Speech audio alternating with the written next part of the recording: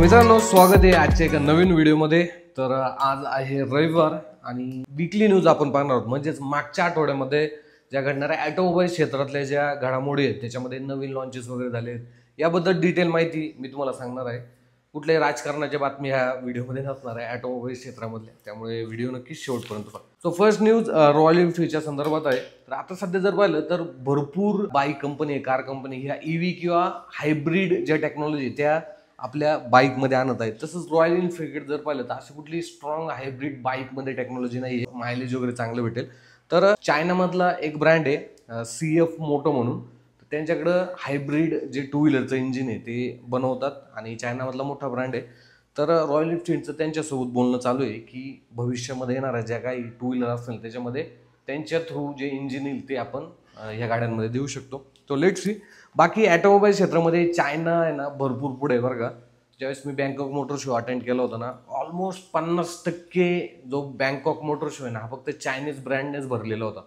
त्यामुळे टेक्नॉलॉजी त्यांच्याकडे चांगल्या आहेत, त्यांच्याकडे ओव्हरऑल सोर्स ऑफ जे मटेरियल आहे, जी क्वालिटी आहे ती सुद्धा ते चांगले तिथे प्रोव्हाइड करतात। त्यानंतर थोड्याशा बाईकच्या रिलेटेड आपण न्यूज घेऊया।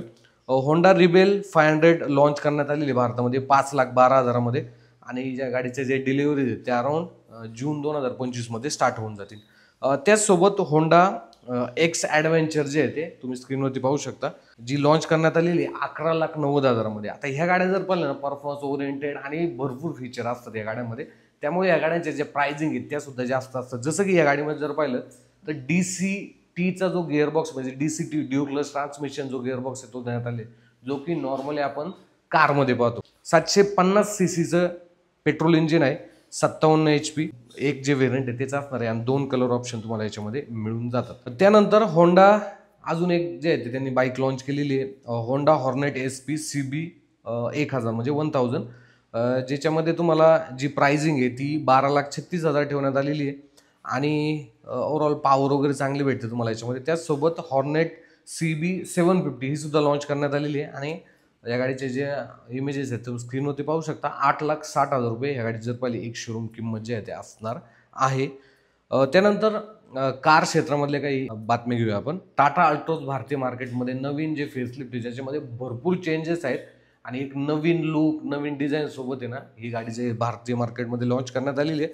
स्टार्टिंगची जी प्राइस आहे 6,89,000 ठेवण्यात आलेली आहे पेट्रोल बेस मॉडेलची, आणि जे टॉप मॉडेल आहे डिझेलमध्ये, कारण की ही भारतातली एकमात्र हॅचबॅक आहे बरं का छोट्या सेगमेंटमधली ज्या गाड्यामध्ये अजून सुद्धा तुम्हाला डिझेल इंजिन भेटतं आणि टॉप मॉडेलची किंमत 11,29,000 असणार आहे। आणि आम्ही आज आहे ना ही गाडी चालवण्यासाठी जे आहे ते बँगलोरला चाललेलो आहे। सो तुम्ही संडेला व्हिडिओ पाहताय तर आज आम्ही ही गाडी चालवत असू। सो ऑलरेडी आपण सॅटर्डेला जो आहे हा वीकली न्यूज शूट केलेला आहे।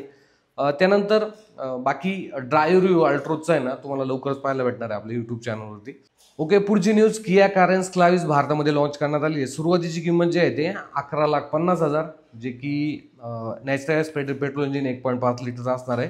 टॉप मॉडेलची जी किंमत आहे पेट्रोल DCT त्याची किंमत असणार आहे 21,50,000 रुपये। डिझेल मॉडेलची जी किंमत आहे ती अराउंड 15 लाखापासून सुरुवात होते आणि टॉप मॉडेलची जी किंमत आहे STX मॅन्युअलमध्ये 19,50,000 रुपये किंमत असणार आहे। बट डिझेल ऑटोमॅटिकचा जो ऑप्शन आहे हा तुम्हाला STK प्लस व्हेरियंटमध्ये देण्यात आलेला आहे। सो एकच डिझेल ऑटोमॅटिकचा जो ऑप्शन आहे हा तुम्हाला या गाडीमध्ये मिळणार आहे।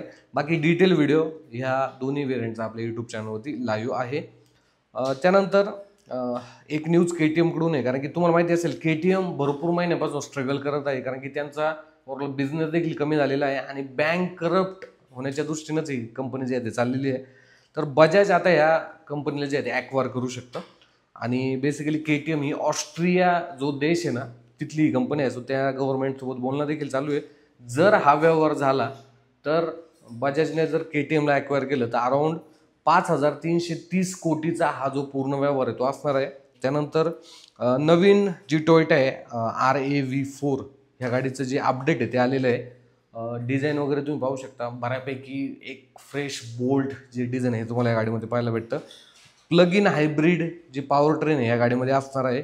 त्यानंतर पुढची न्यूज महिंद्राच्या काही गाड्यांबद्दल आहे। महिंद्रा बोलेरोचं जे बोल्ड एडिशन आहे ते लॉन्च करण्यात आलेले आहे 10,02,000 मध्ये त्याच्यामध्ये कॉस्मेटिक चेंजेस आहे बरं का, ज्याच्यामध्ये स्पोर्टी ब्लॅक फ्रंट जी ग्रिल आहे तुम्हाला पाहायला भेटते. त्याचसोबत बोलेरो न्यूचं देखील बोल्ड एडिशन लॉन्च करण्यात आलेली आहे 11,90,000 याच्यामध्ये सुद्धा असे कॉस्मेटिक चेंजेस आहे. प्लस रिअर व्ह्यू जो कॅमेरा आहे हा सुद्धा याच्यामध्ये आता ॲड करण्यात आलेला आहे. पुढची न्यूज, Volkswagen Golf GTI जे आहे ते 26 मेला भारतीय मार्केटमध्ये लॉन्च करण्यात येणार आहे. बेसिकली ही गाडी पूर्णपणे इम्पोर्ट केली जाणार आहे आणि 2 लिटरचं टर्बोचार्ज पेट्रोल इंजिन आहे.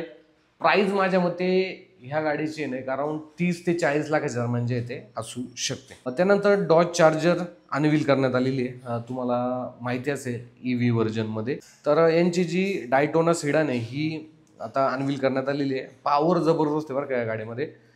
670 HP आणि 850 Nm टॉर्क आहे. 0 to 100 ही गाडी फक्त 3.3 सेकंदामध्ये जे आहे ते अचीव्ह करते.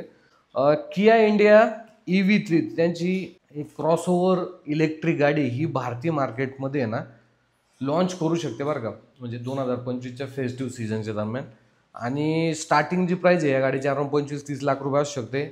रेंज अराउंड 400 ते 500 किलोमीटर आणि बॅटरी बॅक 60 ते 70 किलोवॅट किंवा 50 kWh दरम्यान जो आहे तो या गाडीमध्ये असू शकतो. महाराष्ट्र गव्हर्नमेंटचा एक मोठा निर्णय आलेला आहे. जर तुम्हाला 4 व्हीलर घ्यायची असेल तर तुमच्याकडं त्या 4 व्हीलर तुम्ही जिथे पार्क करणार त्याचं सर्टिफिकेट असणं गरजेचं आहे. त्यामुळे आता थोडंसं गव्हर्नमेंट देखील विचार करते बरं का, की ह्या मेट्रो सिटीजमध्ये एवढ्या गाड्या होत आहेत तर मग त्या गाड्या लावायच्या कुठं, कारण की तुम्ही जर पाहिलं तर भरपूर ठिकाणी लोक रोडच्या साईडलाच गाड्या लावून देतात. त्यामुळे ट्रॅफिक जाम होतं, इतर युटिलिटीची जी साधनं आहे ती तिथनं जाऊ शकत नाही. त्यामुळे गव्हर्नमेंटने हा रूल तर पास केलेला आहे, बट हा किती म्हणजे इफेक्टिव्ह ठरेल मला तर याच्याबद्दल काही जास्त क्लॅरिटी नाही आहे. बट गव्हर्नमेंटने हा रूल तर पास केलेला आहे. एकदा तुम्हाला नवीन कार घ्यायची असेल तर पार्किंग तुमच्याकडे असणं गरजेचं आहे. किया सेल्टॉसचं जे मेजर अपडेट आहे तसं तर आता जर पाहिलं तर 1 वर्षापूर्वीच किया सेल्टॉसचं एक नवीन अपडेट आलेलं आहे. पण गाडीचं जे नेक्स्ट जनरेशन आहे असं आपण बोलू शकतो की स्पॉट करण्यात आलेलं आहे. मला तरी वाटतं की 2026मध्ये किया सेल्टॉसचं नेक्स्ट जनरेशन जे आहे ते भारतीय मार्केटमध्ये लॉन्च होऊ शकतं. त्यानंतर दिल्ली गव्हर्नमेंट, तुम्हाला माहिती असेल दिल्लीमध्ये भरपूर प्रदूषण आहे. तर दिल्ली गव्हर्नमेंट 1 जूनपासनं, येत्या 1 जूनपासनं पॉलिसी जे आहे ते लागू करत आहे. डिझेल जर गाडी 10 वर्षाच्या पुढची असेल तर डिझेल तर काही भेटणार नाही आहे. आणि पेट्रोल गाडी जर 15 वर्षाच्या पुढची असेल तर त्या गाडीला पेट्रोल जे आहे ते पेट्रोल पंपावरती भेटणार नाही. सो असा स्ट्रिक्ट रूल दिल्ली गव्हर्नमेंटने जो आहे तो लागू केलेला आहे. आणि दिल्लीमध्ये तसं पण जर पाहिलं तर प्रदूषण भरपूर आहे. आसपासचे दिल्ली, हरियाणा किंवा पंजाब असेल त्या ठिकाणाहून सुद्धा भरपूर प्रदूषण दिल्लीमध्ये येतं. त्यामुळे हा एक पर्याय त्यांनी काढलेला आहे. आणि ऑलरेडी तुम्हाला माहिती असेल की दिल्लीमध्ये जसं जे एज आहे डिझेल गाड्यांचं ते फक्त 10 वर्ष आहे. त्यामुळे भरपूर लोक डिझेल गाड्या घेतात. 8-9 वर्ष झाले की त्या बाहेरच्या स्टेटमध्ये जे आहे ते विकल्या जातात आणि तिथे 15 वर्ष 20 वर्ष जे आहे ते चालू शकतात. सो अशी काही न्यूज ज्या आहेत त्या मागच्या आठवड्यामध्ये जे आहे ते घडलेल्या आहेत. बाकी तुम्हाला देखील काही न्यूज जर माहिती असतील तर कमेंट बॉक्समध्ये सांगायला विसरू नका. आणि अशाच प्रकारच्या माहितीपूर्ण व्हिडिओसाठी सबस्क्राईब करायला विसरू नका आपला मराठमोळा YouTube channel Marathi car news. धन्यवाद.